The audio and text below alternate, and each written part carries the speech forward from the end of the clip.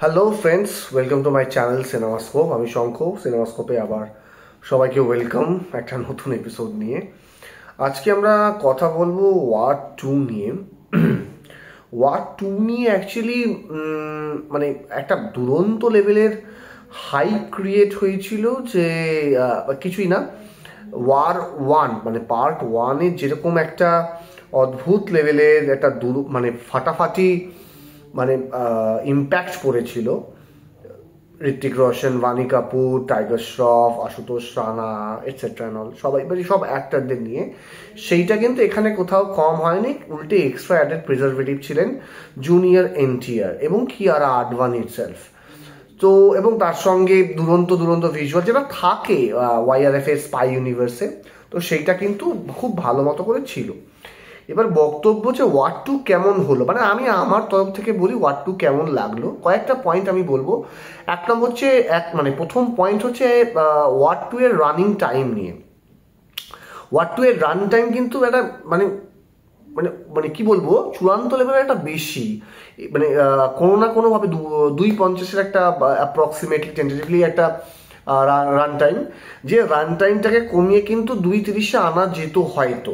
দেখুন, আমি বাইরে থেকে একজন বলছি, কিন্তু আয়ান মুখার্জি বা ওখানে ঋত্বিক রোশনের মতো মানুষ বসে আছেন, তারা অনেক ভালো মতো করে বুঝতে পারবেন যে ঋত্বিক রোশন ইনফ্যাক্ট নিজে ডিরেক্ট করতে চলেছেন ক্রিশ 4। সো এই বিষয়টা অনেক ভালো করে বুঝতে পারবেন। আমার মনে হয়েছে একটাই কারণের জন্য, কেননা অলরেডি কিন্তু একটা কানাঘুষো শোনা গিয়েছিল যে ওয়ার 2 এর প্রথম যে রান টাইম ছিল সেইটা কিন্তু কমিয়ে ট্রিম করে ঋত্বিক রোশন একটা টাইমে এনেছিলেন, এবং তারপরে আবার আয়ান মুখার্জি কিন্তু সেইটাকে আবার কিছুটা পরিমাণে হয়তো বাড়িয়েছিলেন। এবার 2:50 কি এই গল্পের জন্য জাস্টিফিকেশন রাখে, সেইটা কিন্তু যথেষ্ট বড় একটা প্রশ্ন। এইটা হয়তো মানে আমার মনে হয় হয়তো 2:30 বা 2:20 না হলেও 2:30-এ কিন্তু সাম আপ করা যেত ওয়ার 2 কে। এক। দ্বিতীয় নম্বর হচ্ছে ওয়ার 2 এর যে ন্যারেটিভটা আছে, যেভাবে ক্লাইম্যাক্স লেভেল উঠছে, ক্লাইম্যাক্স বার উঠছে, যখন আমি এক ফোঁটা স্পয়লার দেওয়ার চেষ্টাও করবো না অ্যাকচুয়ালি।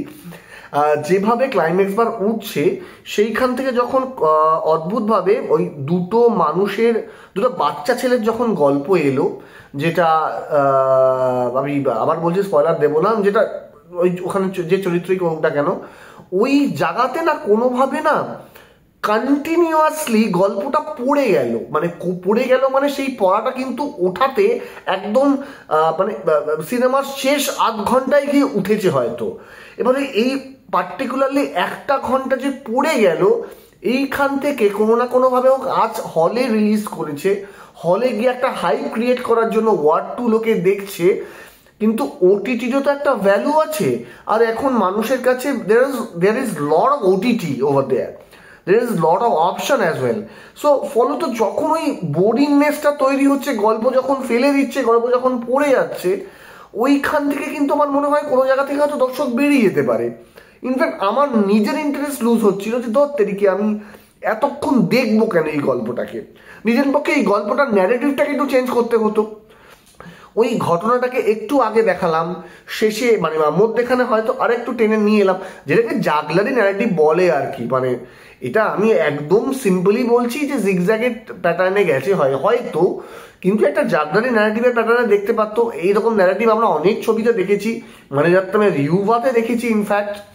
তো এইটা কিন্তু আমরা করতে পারতাম, মানে ওয়ার 2-তে করতে পারতো অ্যাকচুয়ালি আয়ান মুখার্জি। এবার হতে পারে এটা স্টার পাওয়ারের জন্য বা ঋত্বিক রোশন চাইনি খুব সহজভাবে ন্যারেটিভ দিয়ে, যেহেতু এটা কমার্শিয়াল ছবি হচ্ছে, সেহেতু একটা কমার্শিয়াল ছবির অ্যাসপেক্ট বা প্রসপেক্ট রেখে আমরা ওইভাবে ওয়ার 2-কে দেখাবো, সেইটা হতে পারে। এটা গেল 2। 3 নম্বর হচ্ছে ছবির গান বা মিউজিক ব্যক্তিগতভাবে আমি কোথাও খুঁজে পাইনি। তো ফলত মানে মেট্রো ইন্দিনও রিলিজ হওয়ার পর তারপর যখন ওয়ার 2 হচ্ছে, ওয়ার 2 এর গান আমি কোথাও খুঁজে পাইনি। মানে এটা আমার ব্যক্তিগত মতামত আমি বলছি। চতুর্থত হচ্ছে ঋত্বিক রোশনের প্রেজেন্স মানে না বললেই নয়। সেটা হচ্ছে যে একটা দুরন্ত লেভেলের একটা মানে ফাটাফাটি একটা প্রেজেন্স, সেটা সব ছবির ক্ষেত্রেই তার বরাদ্দ থাকে। এবং অ্যাজ ওয়েল অ্যাজ এখানে জুনিয়র এনটিআরকেও দুরন্তভাবে দেখা যাচ্ছে, ফাটাফাটিভাবে দেখা যাচ্ছে। এবার একটা বিষয় হয়তো দেখা যেতে পারে, ছবি যেখানে শেষ হচ্ছে হয়তো জুনিয়র এনটিআর হয়তো ওয়াইআরএফ স্পাই ইউনিভার্সের একটা মেম্বার হয়ে যেতে পারেন। ভবিষ্যতে জুনিয়র এনটিআর এর বিষয়ে হয়তো একটা ছবি বেরোতে পারে, যেরকম টাইগার, পাঠান, কবিরকে নিয়ে বেরোচ্ছে বা আলফাকে নিয়ে বেরোচ্ছে। আর পঞ্চমত হচ্ছে আমরা কিন্তু মানে ওয়ার টুতে কিন্তু প্রচন্ড, ওয়ার টু বলেন এটা যে কোনো ছবির ক্ষেত্রেই কিন্তু আমরা এখন পোস্ট ক্রেডিট সিনের উপর প্রচন্ডভাবে নির্ভর করে থাকছি।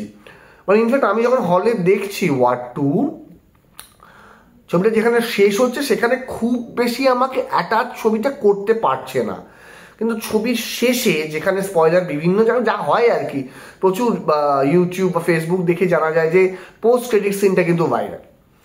এবং এই ভাইটাল বিষয়টার মধ্যে দিয়ে যখন আমি পোস্ট ক্রেডিট সিনের জন্য ওয়েট করছি, যেখানে আলফার একটা অ্যানাউন্সমেন্ট হচ্ছে, আমি আর কিচ্ছু বলবো না, আলফার একটা অ্যানাউন্সমেন্ট হচ্ছে যেটা খুব ভালোভাবে অ্যানাউন্সমেন্ট হওয়ার কথাই ছিল আর কি, ওই বিষয়টার জন্য কিন্তু ওয়েট করছে মানুষ। এবার কোনো না কোনো জায়গা দিয়ে কি আমরা কি এইটার জন্য ওয়েট করছি ওয়ার টু বা টাইগার বা পাঠানের যে পোস্ট ক্রেডিট সিনে কি হতে চলেছে, পরেরটা কি হবে,